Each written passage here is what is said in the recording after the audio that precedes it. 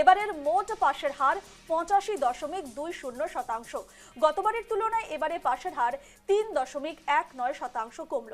2025 সালে সিবিএসইর দ্বাদশ শ্রেণীর পাশের হার ছিল 88.39%। মোট 17,68,968 জন পরীক্ষার্থী দ্বাদশ শ্রেণীর পরীক্ষা দিয়েছিল। তার মধ্যে 15,07,109 জন পড়ুয়া পাশ করেছে। তবে এবারের রেজাল্টে ছেলেদের হারিয়ে দিয়েছে মেয়েরা। ছেলেদের তুলনায় মেয়েদের পাশের হার 6.73% বেশি। সবথেকে ভালো রেজাল্ট করেছে ত্রিবান্দম।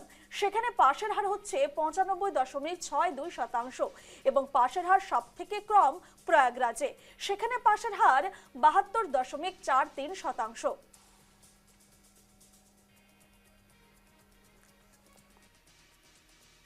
আপনাদের আরো একবার জানিয়ে রাখি যে আজ সেন্ট্রাল বোর্ড অফ সেকেন্ডারি এডুকেশনের তরফে দ্বাদশ শ্রেণীর ফল প্রকাশ করা হয়। প্রায় 18 লক্ষ পরীক্ষার্থী এবার পরীক্ষায় বসেছিল।